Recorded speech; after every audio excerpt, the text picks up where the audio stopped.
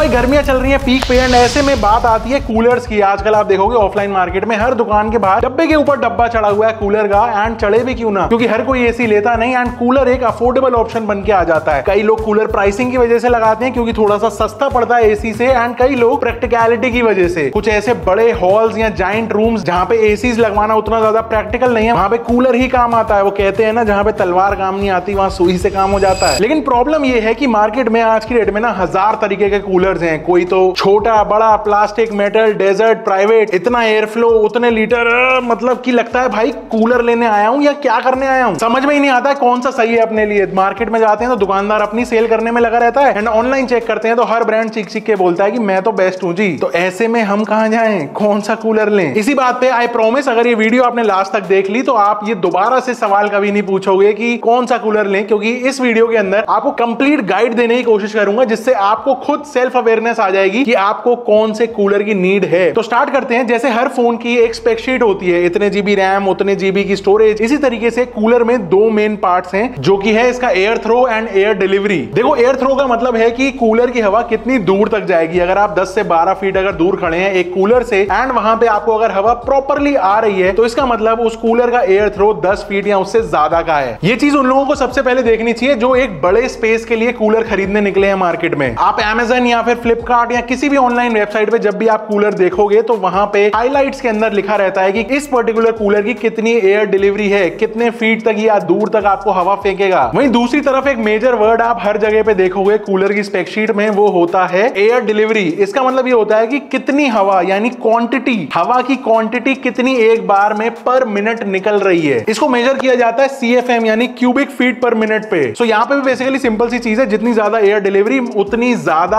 आपको quantity of हवा, यानी उतनी जल्दी रूम ठंडा करेगा। अब जब आप एक कूलर लेने निकलते हो तो आपको अपना रूम साइज पहले देख लो, भाई कितने बड़ा रूम है। उस रूम के साइज के हिसाब से आपको पता लगेगा कि आपके रूम के लिए कितनी एयर डिलीवरी वाला कूलर सफिशिएंट रहेगा। अब अगर आपको अपने रूम के लिए जानना है कि कितने CFM यानी कितनी एयर डिलीवरी वाला कूलर काम करेगा, तो बहुत ईजी है। अपने रूम का साइज का डायमेंशन देख लो, कितने बाय कितने फीट का रूम है, उसको मल्टीप्लाई कर लो हाइट से। लेट से 10 बाय 10 का आपका रूम है तो 10 बाय 10, एंड हाइट है अगर 9 फीट तो इंटू 9 यानी 900। इस 900 को हम डिवाइड कर देंगे 2 से, विच कम्स आउट टू 450, यानी 450 या उससे ज्यादा का अगर एयर डिलीवरी आप लेते हो किसी भी कूलर में, तो वो उस कमरे के लिए एप्ट है, बढ़िया है। एंड फिर आप अच्छे से डिसाइड कर पाओगे कि इतनी एयर डिलीवरी चाहिए मेरे को, एंड ये मेरे इस प्राइस पॉइंट्स पे मॉडल्स आ रहे हैं, उस हिसाब से अपने लिए एक मॉडल चूज कर लो। अगर अभी भी कुछ कंफ्यूजन लग रही है तो यहाँ पे मैं प्री मेड एक चार्ट लगा देता हूं, उसको आप एक जनरलाइज तरीके से देख सकते हो, मतलब एक रफ आइडिया कि कितने साइज का रूम है तो कितनी एयर डिलीवरी वाले कूलर्स आप चूज करो। अब आते हैं अगले चेक पॉइंट पे, मतलब कि टाइप्स ऑफ कूलर्स। आप देखोगे जब भी आप ऑनलाइन सर्च कर रहे होते हो तो बहुत सारे अलग अलग नाम से हो रहे होते हैं, personal cooler, desert cooler, tower cooler, window cooler, मतलब पता नहीं क्या क्या। तो एक एक करके थोड़ा सा डिकोड करते हैं शॉर्ट में। लेकिन सबसे पहले बात करते हैं पर्सनल कूलर्स की। तो ये कूलर्स उन लोगों के लिए हैं जो बेसिकली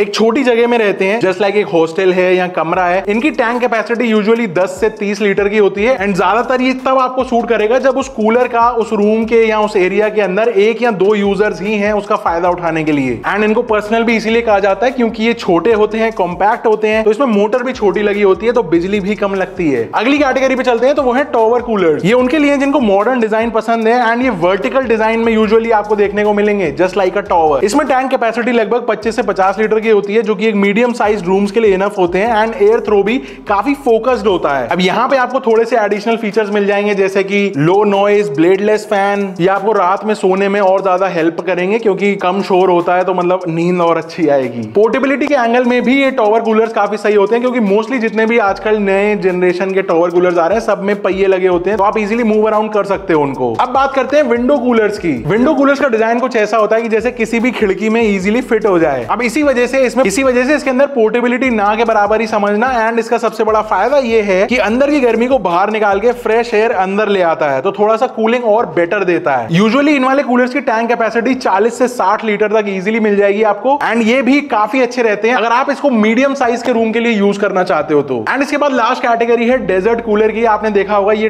टैंक कैपेसिटी मतलब 90 लीटर या उससे भी ज्यादा की होती है, एंड ये मिनी ठंडक मशीन कह सकते हो इसको। टैंक कैपेसिटी ज्यादा होने की वजह से इसमें आप एक बार पानी भरते हो तो काफी ज्यादा घंटों तक चलता है। मोस्टली आप इनको इवेंट्स में भी देखते हो, एंड अगर आप एक घर के हिसाब से भी देखो तो यहाँ पे आप हॉल्स, वेरांडास या फिर जितनी भी ज्योग्राफिकल स्पेसिफिकली आप ड्राई एरियाज होंगे ना, जैसे राजस्थान बेल्ट हो गई, मध्य प्रदेश, गुजरात, उन जगहों पे बहुत ज्यादा पॉपुलर एंड यूजेबल रहते हैं। अब क्योंकि इसका साइज बड़ा होता है तो इसके अंदर एक heavy duty fan and motor लगी रहती है, लेकिन यहाँ पे जितनी ज्यादा कूलिंग उतना ज्यादा बिजली का पैसा, क्योंकि मोटर का साइज भी तो बड़ा हो गया। अब बात करते हैं कूलिंग पैड्स की।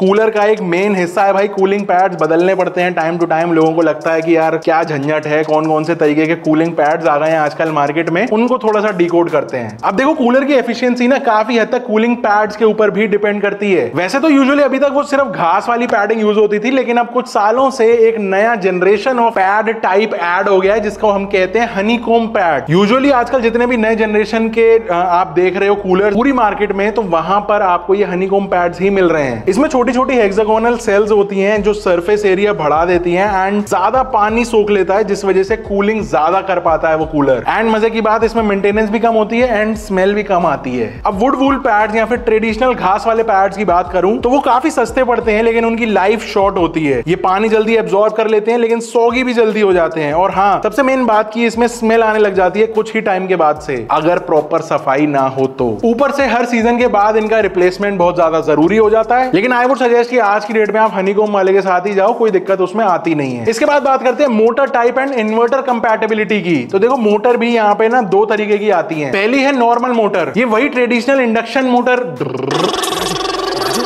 होती है जो थोड़ा ज्यादा इलेक्ट्रिसिटी लेती है एंड चलने में थोड़ी वाइब्रेशन एंड आवाज भी ज्यादा करती है। एंड यूजुअली जितने भी आप बजट कूलर्स देखोगे उनके अंदर ये नॉर्मल वाली सस्ती इंडक्शन मोटर ही यूज होती है। लेकिन यहाँ पे एक छोटी सी प्रॉब्लम है, अगर आप ये कूलर्स नॉर्मल बैटरी वाला इन्वर्टर पे चलाने का सोच रहे हो तो मेक श्योर कि आपका सफिशिएंट बैटरी का लोड कैपेसिटी हो, क्योंकि इस मोटर का लोड ज्यादा होता है एंड हर कोई सजेस्ट आपको यही करेगा कि इन्वर्टर पे ये कूलर मत चलाओ। लेकिन इस चीज से आपको बचना है तो आपको नेक्स्ट जेन वाली मोटर्स के ऊपर स्विच करना पड़ेगा, जो कि होती है BLDC मोटर। ये आप आजकल फैंस की बहुत सारी एडवर्टाइजमेंट्स के अंदर आप देखते हो। सो इन BLDC मोटर्स के कुछ एक्स्ट्रा फायदे हैं, जैसे तो ये नॉइज काफी कम करती हैं। इसके बाद जो लोड है या फिर कह लो कि एनर्जी एफिशिएंट बहुत ज्यादा है when compare to a traditional induction motor. Also एक एडेड बेनिफिट होता है BLDC मोटर्स का कि ये इतनी जल्दी ओवरहीट नहीं होती जैसे नॉर्मल मोटर्स हो जाती हैं। इसके बाद बात करते हैं बिजली के बिल की कैलकुलेशन। देखो AC के बदले लोग ज्यादातर कूलर इसलिए लेते हैं क्योंकि लॉन्ग आवर्स के लिए जब अप्लायंस चलता है तो ठंडक तो होती है, लेकिन बिजली का बिल भी कम आता है, तो जेब पे लोड थोड़ा कम पड़ता है। लेकिन यहाँ पे फर्क आता है कि हर कूलर की मोटर की वोल्टेज की पावर अलग अलग होती है, जिस वजह से बिजली का बिल या फिर कंजम्पशन जो है वो वेरी कर सकता है। एक छोटी सी कैलकुलेशन से समझते हैं, जितना भी वोल्टेज आउटपुट रीडिंग आपको दिया जाता है स्पेक शीट पे किसी भी कूलर के, उतने यूनिट्स बिजली वो कंज्यूम करता है पर घंटा। मान लो अगर 500 वोल्टेज का कूलर है तो हर घंटे 0.5 यूनिट्स कंज्यूम करेगा। 10 घंटे चलाओगे तो 5 यूनिट का बिल हो गया एंड उस एक दिन के 10 घंटे के आपको बिल भरने पड़ेगा। 5 यूनिट इंटू अगर 8 रुपए की बिजली है तो 40 रुपए, 40 रुपए पर डे का खर्चा आ गया 10 घंटे कूलर चलाने का। तो मोटर की वोल्टेज से आप इजीली कैलकुलेट कर सकते हो कि एक एस्टिमेटेड खर्चा कितना आएगा। ऑब्वियसली थोड़ा सा एनर्जी लॉस भी होता है एंड मोटर फुल पे चल रही है कम चल रही है, ये थोड़े से इसके अंदर वेरिएबल्स होते हैं,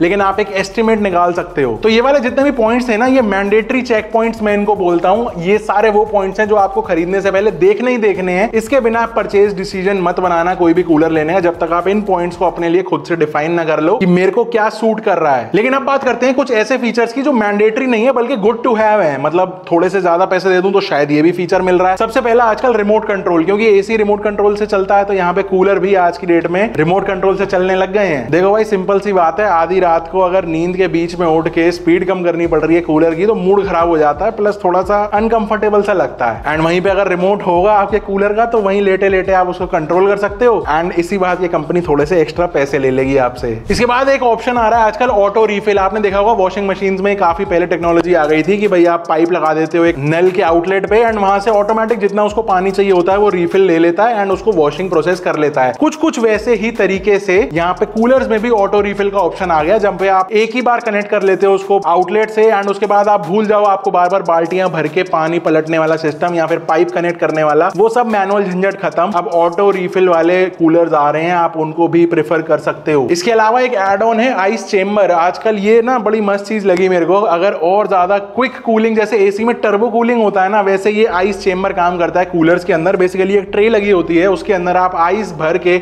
अपने रेफ्रिजरेटर से अगर आप निकाल के डाल दो तो इंस्टेंट ठंडी कूलिंग मिलनी स्टार्ट हो जाती है, क्योंकि वो धीरे धीरे मेल्ट होकर पानी का टेम्परेचर कम कर देता है और इससे कूलिंग और बढ़िया मिलती है, मतलब एसी टाइप की फील देगा आपको। इसके बाद वाटर लेवल इंडिकेटर की बात करूं तो ये बहुत कॉमन सी चीज हो गई है आजकल, हर कूलर के अंदर वाटर लेवल इंडिकेटर होता ही है, कोई आगे दे देता है कोई पीछे देता है, बट एक ये तो कॉमन सी चीज हो गई है। इसके बाद आपको कुछ मॉडल्स के प्रमोशनल वीडियोस के अंदर डस्ट फिल्टर या फिर मच्छर जाली देखने को मिलेगी। अब ये है तो कहने को बहुत छोटी सी चीज, लेकिन काम की है। बाहर से जब हवा सक इन होती है एक कूलर के अंदर तो वहां पे बहुत सारे इंसेक्ट्स या बैक्टीरिया वगैरह आ जाते हैं एंड देन वो बहुत गंदा कर देते हैं उस पूरे पानी को। अगर ये डस्ट फिल्टर या मच्छर जाली लगी हुई होती है तो ये थोड़ा सा उसको रोक के चलती है एंड ये इंसेक्ट्स उस पानी में मिलना थोड़ा सा और कम हो जाएगा, थोड़ा सा हाइजीनिक रहेगा। Last but not the least, एक add on feature timer function का भी होता है, जस्ट लाइक एसी। तो आप क्या करते हो कि आप सेट कर देते हो कि सुबह 6 बजे मेरा ऑटोमेटिक कूलर बंद हो जाए, जिससे कि बिजली का बिल भी कंट्रोल हो एंड रूम तो ठंडा हो ही चुका होगा। तो ये तो सारे एड ऑन फीचर्स हो गए। लास्ट में बस एक ही पार्ट रह जाता है, वो है ब्रांड एंड वारंटी। तो इसमें तो क्या है, सबको ही पता है, अच्छी कंपनी लो, कम से कम 1 साल की वारंटी होनी चाहिए आपके प्रोडक्ट पर। एंड अगर ब्रांडेड नहीं लोकल कूलर भी ले रहे हो तो उसमें भी ये जरूर पता कर लेना कि वारंटी आपको कुछ मिल भी रही है या नहीं, क्योंकि कुछ सस्ते कूलर्स मैंने ऐसे भी देखे हैं जिनमें सिर्फ 1 सीजन की वारंटी मिलती है, तो वो सीजन अपने हिसाब से डिफाइन करते हैं, नॉट दैट 365 डेज। तो ये थे कुछ सारे पॉइंट्स। अपना एयर डिलीवरी देख लो, एयर थ्रो देख लो एंड जो मैंने बाकी के सारे पॉइंट्स बताए। जब आपको ये पता होगा कि आपके रूम साइज के हिसाब से आपको कितनी पावर वाली, कितनी मोटर की पावर वाला या फिर कितनी एयर डिलीवरी, एयर थ्रो चाहिए, तो आप इजीली खुद से चूज कर सकते हो। अगर 10 मॉडल आपके सामने पड़े हैं तो मैंने यहाँ पे प्रॉब्लम ही सॉल्व कर दी।